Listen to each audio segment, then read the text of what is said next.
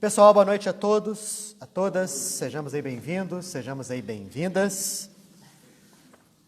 Vamos lá, dando continuidade ao nosso estudo do livro Missionários da Luz, da autoria do espírito André Luiz, pela psicografia marcante de Francisco Cândido Xavier. Estamos aí, reta final desse livro, hein? O livro é composto por 20 capítulos, hoje vamos falar do 15º. Depois desse só mais 5, aí a gente encerra essa obra. O que você vai estudar depois, Daniel? Estou pensando ainda, não sei sinceramente. Estou inclinado a retomar o estudo do Livro dos Espíritos. Começando desde o iniciozinho, a parte da introdução, dos prolegômenos, e aí passando em revista todas as 1019 perguntas desse livro, que é atualíssimo. É o que eu tenho pensado em fazer. Vamos ver. Até o final aqui desses capítulos todos a gente resolve. Bom, o capítulo 15 tem o título de fracasso. Por que fracasso? Porque nós vimos nos capítulos anteriores, o 12, o 13 e o 14, o preparo de um processo de reencarnação. De um processo que foi muito bem sucedido, de um processo que foi muito bem planejado pelos benfeitores espirituais, executado por eles, e que foi muito bem acolhido e aceito pelos futuros pais do reencarnante. Isso em bases normais. Já o capítulo 15 fala de um processo reencarnatório que foi fracassado. Daí o título dele, Fracasso, e nós vimos, quando a gente leu aqui esse capítulo, que logo no início, André Luiz e o mentor dele, Alexandre, estavam se despedindo de Apuleio. Quem que era Apuleio? Apuleio era o chefe dos espíritos construtores, aquele que foi o responsável pela organização da reencarnação de Segismundo. Então, era um espírito de envergadura, de gabarito.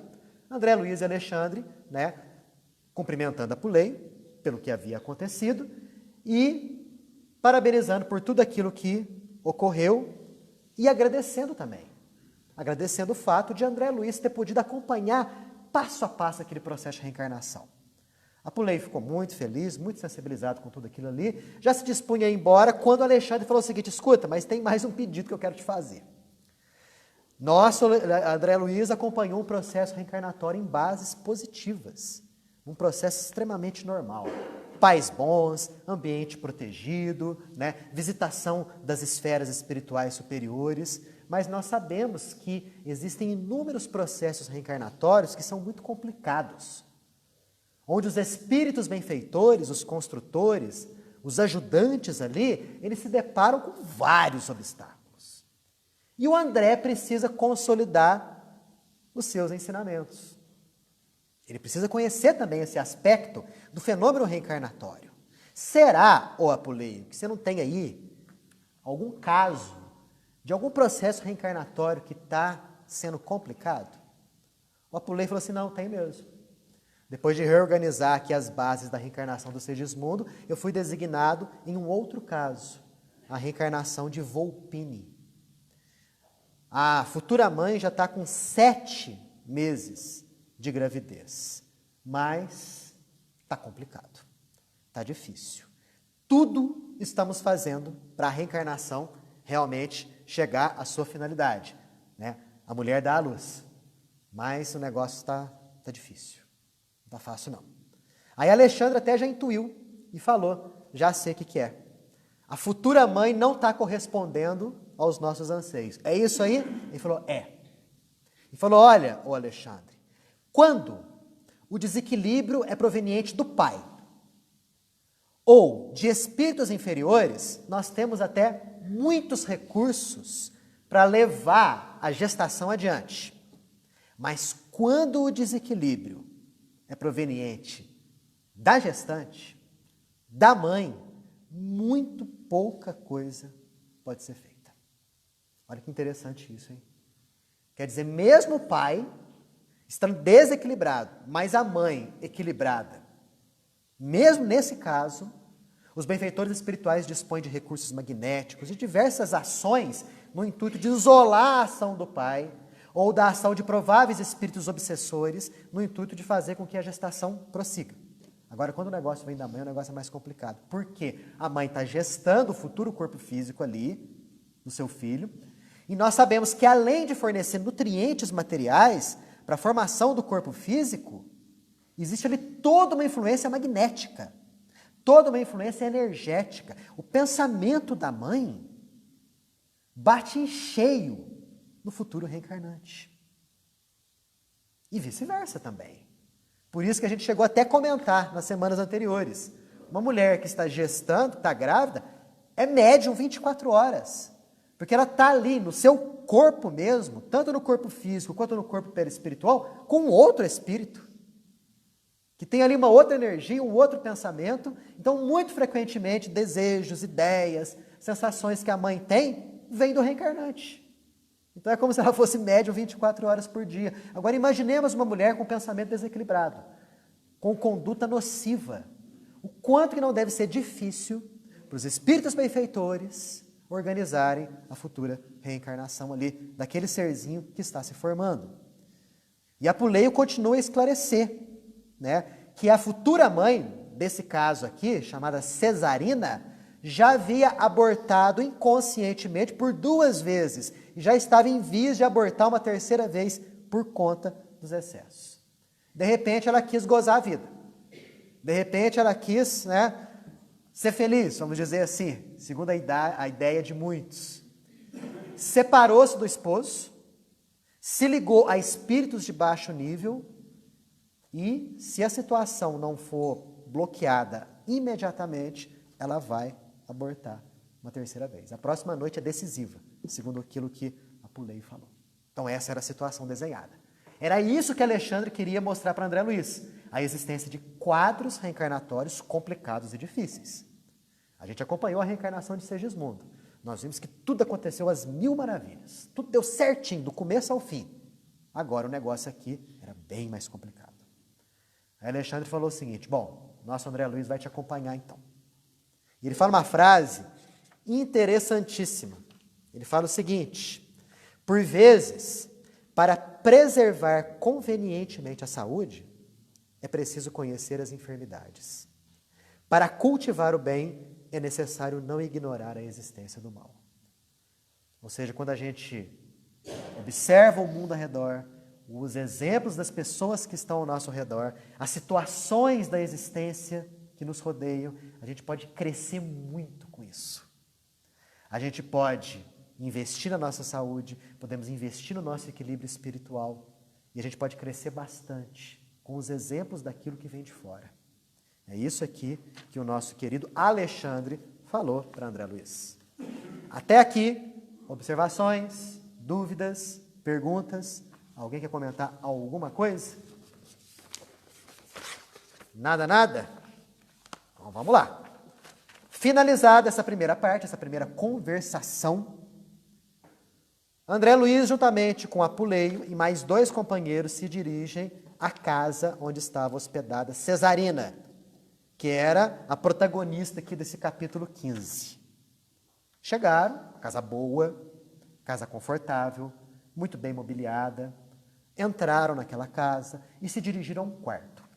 Quarto também muito confortável, amplo, muito bem mobiliado, de muito bom gosto, e lá eles encontraram 3 espíritos. André Luiz descreve os 3 espíritos de horrenda figura. Espíritos de baixíssimo nível, baixa vibração. De tão baixa vibração que eles sequer estavam enxergando André Luiz, Apuleio e os 2 companheiros ali que chegaram para poder ajudar. Estavam conversando lá. André Luiz fala que eles estavam conversando a respeito de assuntos que nem é bom comentar. A gente já imagina que tipo de conversa era aquela. E lá pelas tantas da conversa, um daqueles 3 espíritos falou: tá difícil mesmo. Já estamos aí com 6 meses de gestação, né? E nada de expulsarmos o intruso. Quem que era o intruso? Era o futuro reencarnante. No caso, o futuro reencarnante chamava-se Volpini. Eu não sabia que ela ia resistir tanto, que ele ia resistir tanto.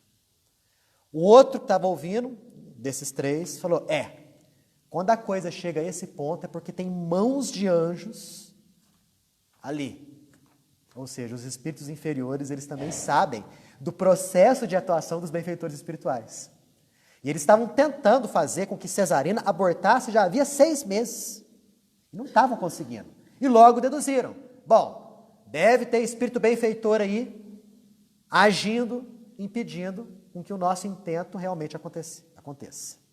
E o pior deles, de cara mais feia, falou, pois que esses espíritos aí benfeitores vão para o inferno. Cesarina nos pertence 90%. Ela é um instrumento dócil nas nossas mãos. Nós não queremos de modo nenhum um filho intrujão. Já imaginaram? Um comentando com os outros lá.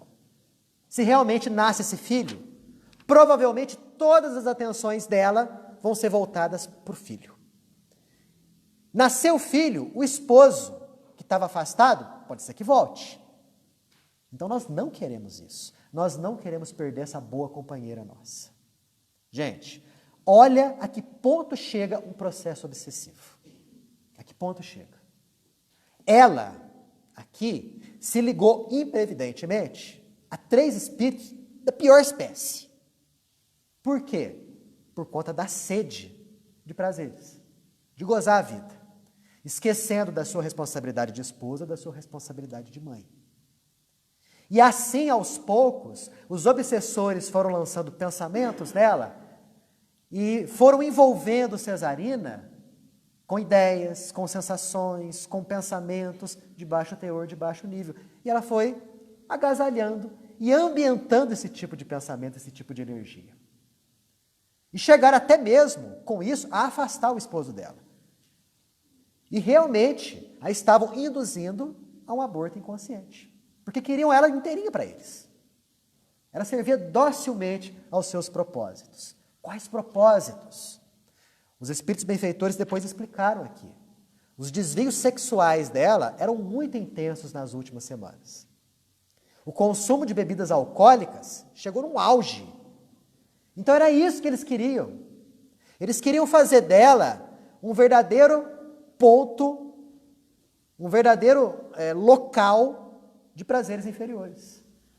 Quando ela estava lá nos desvios sexuais, podemos ter certeza, os 3 estavam vinculados nela e sentindo as mesmas sensações. Quando ela estava lá, tomando os alcoólicos, finos e caros, eles estavam lá, aderidos ao corpo perispiritual dela, e sentindo a sensação novamente do álcool, como se vivos, ou melhor dizendo, como se encarnados estivessem. E eles não queriam perder isso. Porque a moça era marionete na mão deles. Faziam dela o que eles queriam. E o que é pior, ela estava aceitando. Na verdade, o passo inicial foi dela.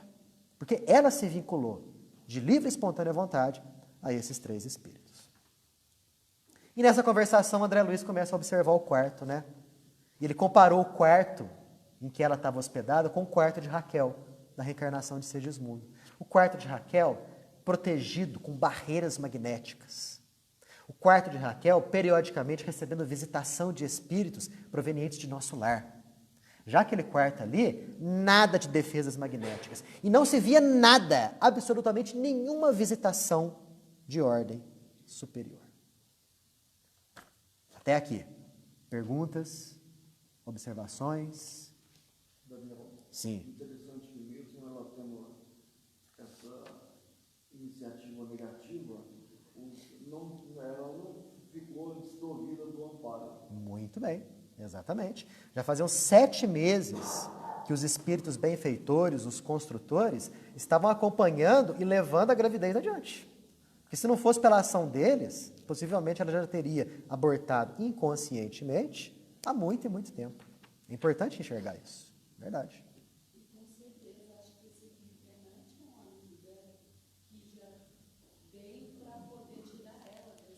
Talvez, sim. Talvez porque, pelo que dá a entender aqui, principalmente no finalzinho do capítulo, ele não nutria ódio por ela. Porque há casos de aborto, há casos, não todos os casos de aborto, em que o espírito ele se aferra, né, magneticamente falando, ao corpo da mãe. levando a um processo obsessivo, às vezes de longa data. Isso realmente pode acontecer em alguns casos de aborto que é praticado voluntariamente. A mulher vai, quer abortar e quer tirar a criança. Se a criança lá for algum espírito que tenha algum tipo de problema no passado com essa mãe, ele vai se voltar ralado de ódio contra ela. A caso até mesmo de situações de aborto em que a mulher sangra sem estancar até chegar a morrer. E podemos ter certeza que em muitos aspectos existe todo um processo energético de baixo nível envolvido nisso aí. Tem um livro que fala só sobre aborto. É um livro até de algumas décadas atrás. O autor espiritual é Luiz Sérgio e o livro é Deixe-me Viver. Virou até filme, há pouco tempo atrás. Mas se vocês tiverem oportunidade de darem uma lida nesse livro, ele é extraordinário. Dá para baixar. Não sei se tem aqui. Tem, Marcela. Deixe-me Viver. Né? Se não tiver na biblioteca, maravilha. Se tiver, ótimo. Né? Se não tiver na internet, dá para a gente achar, dá para a gente ver isso daí. É um livro interessantíssimo, que aborda inúmeros casos de aborto e todas as consequências espirituais desse processo. Quem? Fala, Rosa. Entre ela e essas três entidades, existe uma simbiose. Perfeito. É isso aí. Porque assim, a pessoa faz uma ação, por exemplo, que ela queria viver, e ela acabou chamando esses três, e ela gostou da companhia deles, então eles eram obsessores e ela também. Exatamente. A gente não vê ali aquela figura da vítima indefesa e dos carrascos, dos verdugos, não. Você observa ali os três desencarnados mais ela vibrando harmonicamente entre si. Né? Ali é um verdadeiro, eu acredito que seja um verdadeiro processo de fascinação, em que o pensamento de um é o mesmo pensamento do outro. Né? Vamos supor que ela desencarnasse. Ela ia se afinizar perfeitamente aos três espíritos. Já fazia parte do grupo. Encarnada já fazia parte do grupo. Né? Então, por isso a gente tem que levar bastante em conta o que a gente faz, o que a gente pensa, o que a gente fala. Porque é justamente da nossa conduta que nós atraímos espíritos de igual teor, de igual nível. Quantas vezes buscamos proteção superior? Quantas vezes pedimos amparo dos benfeitores espirituais? Quantas vezes queremos que o nosso anjo da guarda nos ajude, nos oriente, né? Mas a gente não faz por merecer semelhante coisa. E era o caso aqui de Cesarina, porque André Luiz nota isso e até pergunta, querem ver? Apuleio vira para André Luiz e fala, tá vendo, André? Muitas vezes nós agimos debaixo de verdadeiras tormentas de ódio. E olha só, essas tormentas de ódio desintegram os elementos magnéticos de ajuda.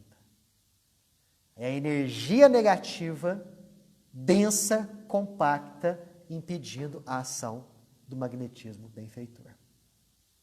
E a André pergunta, pode falar. Onde que está nesse momento aí que eles chegam? Ele consegue ouvir ou ele não conseguia? O Volpini, o reencarnante? Ele é isolado, ele ouve todas essas conversas e esses espíritos que estão influenciando a mãe. Boa pergunta. Volpini ali estava semi-inconsciente.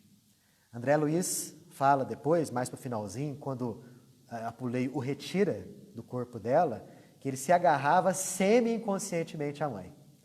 Quer dizer, ele não estava dormindo, um sono profundo, mas também não estava totalmente consciente. Mas você pode ter certeza, vibratoriamente, energeticamente, ele estava recebendo muitos impactos, porque o próprio corpinho dele, lá no útero, estava sentindo o processo todo que ele estava vivendo. Fala, Donizete. Sim, verdade. Tem uns vibriões ali no líquido amniótico. Já já vamos falar a respeito disso aí. Das formas de pensamento, né? Das larvas. Aí André Luiz pergunta, poxa, ô Apuleio, Cesarina não tem boas relações aí no nosso plano, não? Não tem amigo? Não tem gente que goste dela? Apuleio falou, não, mas ela tem. Sempre nós temos gente melhor do que nós. E que pode nos ajudar. Sempre. Todos nós temos. Todos nós temos bons amigos localizados em planos espirituais superiores. Que conforto essa informação, né? coisa boa, né? Saber que você pode contar com gente que gosta de você e que tem condições de te orientar, de te ajudar, de dar aquela força, de dar aquela mão. Mas e no caso de Cesarina? Cesarina não queria esse contato. A própria ação dela, inconsciente, contrária às leis divinas, o próprio pensamento dela voltado só para as coisas fúteis da vida, a afastava voluntariamente dos amigos espirituais. Mesmo que eles quisessem, eu tenho certeza que muitos tentaram, eles não iam encontrar nela a mínima condição energética, espiritual de receber aquele auxílio. Cada um de nós tem a companhia que prefere. Cada um de nós tem a companhia que merece. Mas André Luiz volta à pergunta. Tudo bem, amigos, né? Mas e pai? Mãe? Será que não tem pai e mãe na nossa esfera, no plano espiritual, que possa ajudá-la? E a Pulei fala, não, mas ela tem um pai que vive na nossa colônia, vive em nosso lar, que a ama, sim, com extremos de afeto. Só que ele sofre muito pela conduta da filha. Sofre imerecidamente. E olha que informação interessante. Ele sofria tanto, mas tanto pela conduta da filha, que os benfeitores espirituais, os superiores desse pai, fizeram um tratamento magnético para que ele pudesse, momentaneamente, esquecer da existência da filha. Que coisa!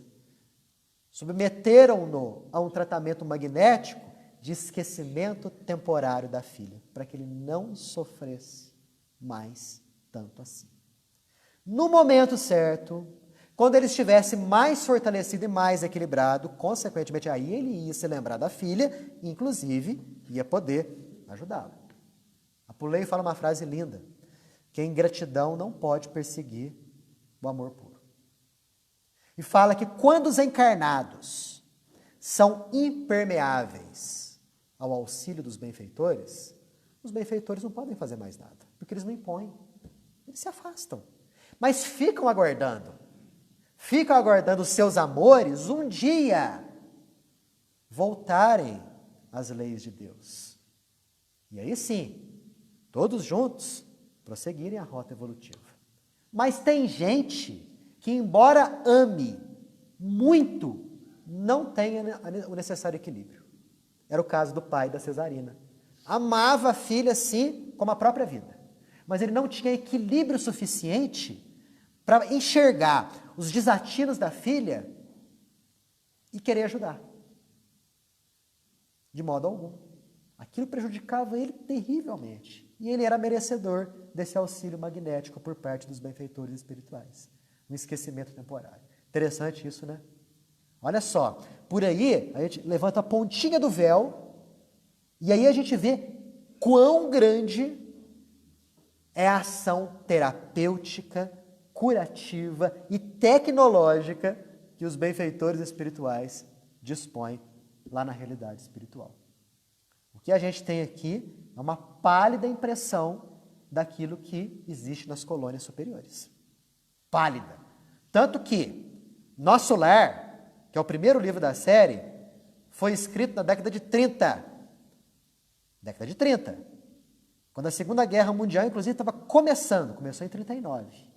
E lá já existia o aeróbus, né, que é aquele ônibus voador, não dispõe de rodas, é a base de magnetismo.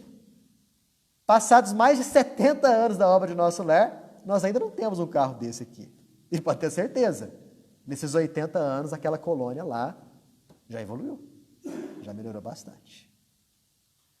Interessante, né?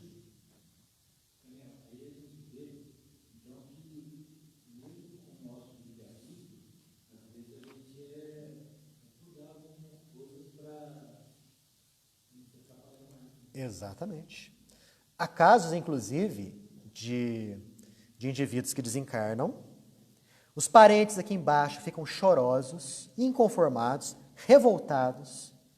Essa energia desequilibrada chega até aquele que desencarnou e o atormenta. É um verdadeiro processo obsessivo de encarnado para desencarnado. Se o desencarnado for merecedor, ele recebe um certo isolamento desses pensamentos desequilibrados por parte dos seus familiares, se houver merecimento. Quer dizer, o quanto que o desconhecimento da realidade espiritual, o desconhecimento da vida, interfere em desencarnados e encarnados. Perfeito? Bom, nesse momento chega Cesarina. Acompanhada, Antônio Carlos, de quem? Dos espíritos construtores. Olha só, mesmo com um monte de desatino, 7 meses de gravidez adiantada. Os espíritos construtores estavam lá, naquela labuta complicada, difícil, espinhosa, né? Mas estavam lá do lado dela, velando por ela e velando pelo reencarnante, por Volpini. Nisso ela chega no quarto, claro que ela não vê espírito nenhum, né? Nem bom nem ruim. Senta em frente de um grande espelho e começa a se emperequetar toda para uma festa, né? Era uma grande festa de aniversário que aí ia acontecer num bar. Ela estava lá, todos aqueles processos complicados, inclusive para poder disfarçar o estado adiantado de gravidez. E a Apuleio convida André Luiz, André, vem, chega aqui perto dessa mulher, dá uma olhada ali no futuro reencarnante. E André Luiz, com aquele magnetismo que Apuleio lhe ofereceu, verificou que a situação do Volpini era insustentável. Ele descreve aqui, inclusive, né, que o feto apresentava uma grande mancha violeta no seu corpinho, várias dilacerações, e aquilo que o Donizete tinha falado. No líquido amniótico, inúmeros pequenos seres que só eram visíveis à realidade espiritual, nadando vorazmente no líquido amniótico, grudando no cordão umbilical, grudando na placenta e sugando boa parte do alimento que a mãe estava ofertando para o filho. Um verdadeiro processo de vampirismo. Nós vimos, pessoal, a questão dos vibriões. Nós vimos a questão dessas formas de pensamento de baixo nível que nós criamos pela nossa imprudência e que se alimentam de magnetismo, se alimentam de energia, depauperam as nossas forças. Então, os desequilíbrios sexuais de Cesarina, aliados aos desequilíbrios da sua mente, somados aos desequilíbrios dos 3 adversários desencarnados, construíram todo esse quadro. A situação de Volpini, segundo os espíritos construtores, era insustentável.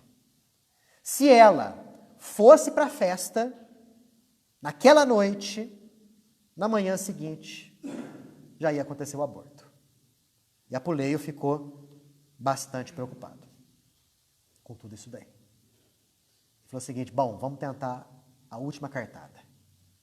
Saiu e trouxe uma senhora, encarnada, era a dona da casa. Porque o que aconteceu? Cesarina separou do marido e foi acolhida na casa de uma grande amiga dela, chamada Francisca. Uma casa bonita, ela não era de Cesarina, era da Francisca. E Apuleio falou, ó, essa daqui é suscetível de receber a nossa influenciação superior. Vamos influenciar essa mulher para ela falar umas verdades para Cesarina, para ver se Cesarina acorda para a vida. Colocou a mão na testa dela, e aí Francisca começou a falar, minha amiga, estou receosa por você. Não vai nessa festa. Uma festa de aniversário em pleno bar. No estado adiantado de gravidez que você está. Eu que espero ver você se reaproximando do marido, do esposo, né? Talvez vocês estejam separados por uma incompatibilidade de gênios, mas se você não se defender do mal, o que fazer? Isso, naí, nós estamos vendo um verdadeiro fenômeno mediúnico. Sabe aquela hora que você está precisando e chega alguém e fala aquela palavra que você precisa? Com um inúmero número de casos, vários casos. Existe ali um benfeitor que está influenciando positivamente aquela pessoa para falar aquilo que você precisa ouvir. Naquele momento, naquela hora. Era o que estava acontecendo aqui. Processo mediúnico, gente. Claro que ali não estava acontecendo uma psicofonia, Mas estava acontecendo um intercâmbio de energias mentais, um intercâmbio de pensamentos. Francisca estava sendo médium de Apuleio. E através dela, Apuleio estava falando o que queria para Cesarina, o que ela precisava ouvir. Mas nisso estava acontecendo também um fenômeno mediúnico de ordem inferior. Porque aquelas 3 entidades, ouvindo aquilo que a mulher estava falando, nossa, ficaram pé da vida. Começaram a gesticular, falar palavrões. André Luiz não descreve nada disso, mas ele dá a entender que eles ficaram indignados. Um deles chega e se abraça a Cesarina, transmitindo a ela todo o magnetismo esquisito e inferior. E ela começa a rir. Ah, minha Francisca, está querendo me dar lição de moral? Você não precisa ensinar virtude para mim. Essa festa eu não posso faltar. Aí Francisca reage com energia. Não, eu não concordo com você. Eu não estou querendo dar lição de moral. Você já é mulher feita. Eu estou querendo despertar em você as fibras de esposa e de mãe. O homem que te convidou para a festa não tem escrúpulos, não vale nada. Não vai no tostão furado. Não vai com ele. Não vai com ele, pelo amor de Deus. Não lhe dói prejudicar o filhinho. Você está grávida. E aí, gente, essa conversação durou 2 horas. 2 horas, Apuleio usando Francisca como instrumento, usando de lógica, de argumentação, de bom senso, para poder despertar Cesarina. Do outro lado, os espíritos inferiores não querendo perder a sua presa, influenciando Cesarina, deixando-a impermeável aos conselhos do bem. 2 horas de conversa. Olha só como que os espíritos benfeitores não nos abandonam mesmo, né?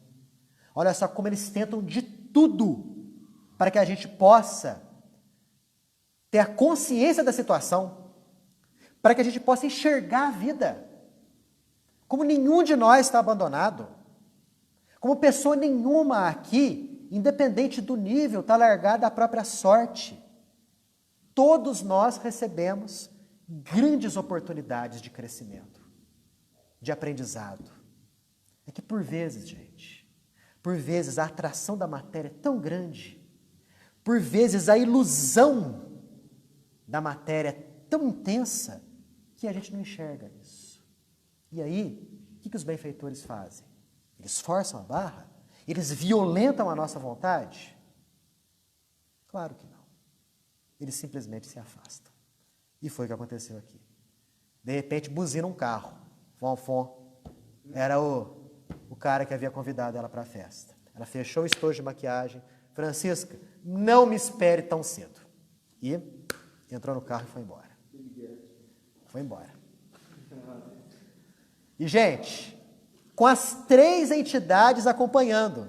Olha que coisa legal, né? Que coisa interessante. Os 3 espíritos inferiores entraram no carro junto e foram para a festa, foram para a balada, para a noitada. Na época não existia o termo balada, né? Mas aqui está noitada. Foi para a noitada. E Apuleio ficou, junto com André Luiz e junto com os demais espíritos. Se dirigiu aos construtores e falou: vocês podem voltar para nosso lar, descansem, vocês fizeram um ótimo serviço, mas eu vou com André Luiz para poder resgatar o Volpini, o reencarnante. E eles ficaram entristecidos, e André Luiz até fala uma coisa interessante: os espíritos superiores são equilibrados, mas eles não são insensíveis. Apuleio e André foram para a festa, foram para o bar, né? Chegando lá, lotado de gente, música estridente, né? Aquela alucinação toda, né? Tanto no salão principal quanto nos quartos mais reservados. Encontraram Cesarina com o sujeito do lado, entre várias taças de bebidas alcoólicas. Apuleio chega perto dela, dá alguns passes magnéticos, retira Volpini nos braços.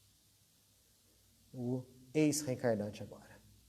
Entrega Volpini para André Luiz e fala o seguinte: agora vou dar uns passes na região do útero dela para que ela não desencarne. Porque ela precisa permanecer reencarnada, a fim de que ela possa aprender alguma coisa nessa reencarnação. E dá uns passes complicados na região uterina, foram embora. E levam Volpini para uma instituição socorrista. Ficam lá algumas horas. Mas André Luiz era curioso. Como será que ficou Cesarina, hein? Depois de algumas horas ele volta. Volta para a casa onde a mulher estava hospedada. Chegando lá, não encontra a Cesarina. Para onde será que ela foi? Nisso ela percebe a dona da casa conversando com uma vizinha. Cesarina foi internada no hospital, em estado grave. André Luiz ouviu a conversação e olha que coisa interessante. Pegou o endereço e foi para o hospital. A gente pensa que os espíritos benfeitores são assim, né? Sabe de tudo, né? Sabe onde é que mora, onde é que fica, etc e tal. Não, ele pegou o endereço com a dona da casa e foi para o hospital. Chegando lá, encontrou a mulher em estado gravíssimo e tinha dado à luz a uma criança morta. E aí se encerra o capítulo 15. Um caso de reencarnação fracassada.